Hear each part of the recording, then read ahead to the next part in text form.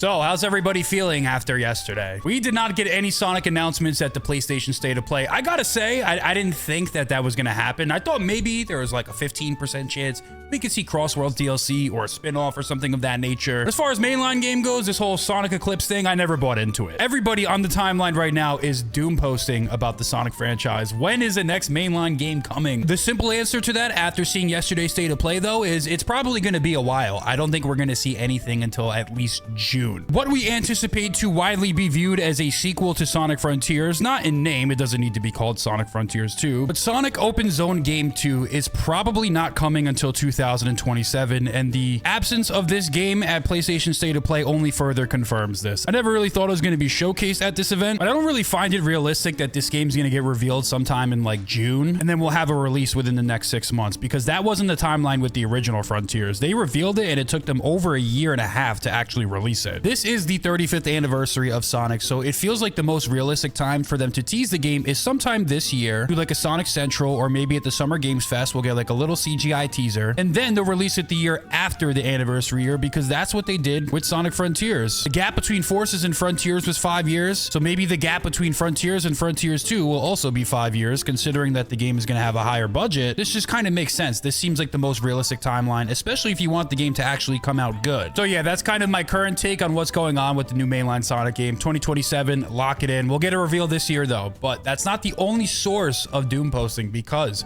a new Sega financial report has come out, and that also has people talking and questioning things about the franchise. With the new Sega investor report, we have a little bit of insight as to what's going on with the business, because you know what? The business side of things is what pays the bills. That's what gives us insight as to what we can expect on some level. So without further ado, let's get into it. Let's read and analyze the numbers and see what people are complaining about. So here is the biggest takeaway out of all this, and this I feel like could potentially impact the release schedule of Sonic games in the future, but according to this post right here, the biggest failure of Sega was the acquisition of Rovio. As you know, they purchased them for like $750 million or something like that. It was some astronomical number, and you know, Rovio is the mobile studio that develops titles like Angry Birds, and they also just recently put out the Sonic Rumble game, and they're developing Sonic Blitz. But this post says that there is a loss of 46 billion yen, which I don't know what that equates to in US dollars. But the biggest takeaway from all this, that at least right now, the purchase of Rovio has not paid off, and it's actually significantly hurt the business. It says that they will be ceasing acquisition efforts for the time being, which, I mean, it kind of makes sense. I feel like we've already seen this with Microsoft purchasing Activision Blizzard and all of their IPs, and it seems like they've really done nothing with them, and it doesn't seem like they're going to be making their money back anytime soon, and as a matter of fact, it seems like Xboxes are going to stop making consoles probably by the next generation. So maybe buying up studios and buying all their IPs isn't the best way, and instead, you should actually focus on making original stuff and trying to keep the cost down. And we'll get into the implications of Sonic Rumble later, because they do talk about the performance of it. So with that being said, expectations regarding possible profits have been slashed from 37 billion yen profit to now a 13 billion yen loss. The only real bright spot is the pachinko business, which is like the gambling business, okay? It says results fell short of initial forecasts mainly due to the entertainment and gaming business, full game sales,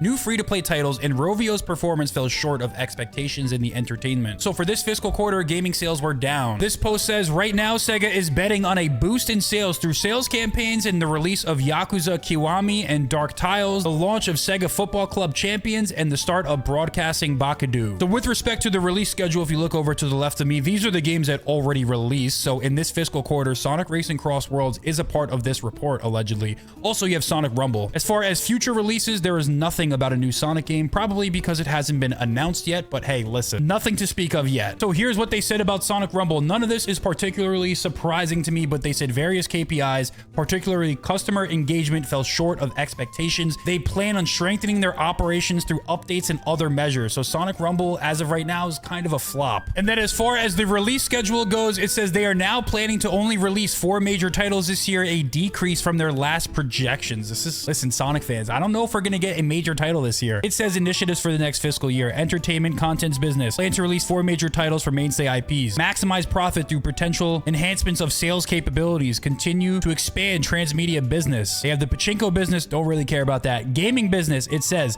expect continued strong performance in existing business areas, full-scale launch of online gaming business B2B. So this article also says that Sonic franchise sales are down year over year. It says Sega has revealed that Sonic the Hedgehog brand franchise sales are currently down year over year. They only shifted 1.76 million Sonic games between October and December 2026. This is compared to 3.45 million the year before. Not only that, they didn't even comment on Sonic Racing Cross Worlds. It was notably absent from this financial report. However, back in November 2025, Sega said that Sonic Racing Cross Worlds did fail to meet sales expectations. I'm not sure if that's updated since the holiday season, but they didn't even talk about it in the investor report, so who knows? So I think the biggest stain on the investor report was probably just the acquisition of Rovio and Sega starting to feel the effects from that. Probably wasn't the best business decision to pay that much money for the Angry Birds developer. Mobile games do make a lot of money, but if the mobile games that you put out don't succeed, like Sonic Rumble, you'll start to feel the effects of that. But honestly, could anyone have not seen this coming, that Sonic Rumble was going to be a flop? I think I called this way before the game even came out. I made a video probably like 6 or 7 months before the game came out saying that this game was destined to fail. It was dead on arrival. And you know what? There's a lot of discourse about this game. Why exactly did it flop? Why did it fail? There's a lot of hot take push button arguments such as the microtransactions being too high, but you know what? That's a factor, but it's not everything. It hurts the gameplay loop, but there's ways that they can get around it. Unfortunately, the game's probably just not fun enough to justify playing it long term. Also, the marketing hype for this game was completely killed. Like, any momentum that they had built up was completely dead in the water by the time that the game actually came out. You teased the game, it had a little bit of buzz, it had a little bit of excitement, people were actually interested in it, and then from there, you delayed the announcement, but made it playable in certain regions, and then you could see by the social media numbers for anyone making content about the game, no one actually cared about it. You killed your game before it even came out. 1. 2, like I said before, game's not that fun. Other games that are in this category, like Stumble Guys and Fall Guys, are probably better than Sonic Rumble, let's be honest. And games like Fall Guys already died, so it's like, if the better version of the game already died, what did you think Sonic Rumble was gonna do? It's not to say that it's like the worst game, like there's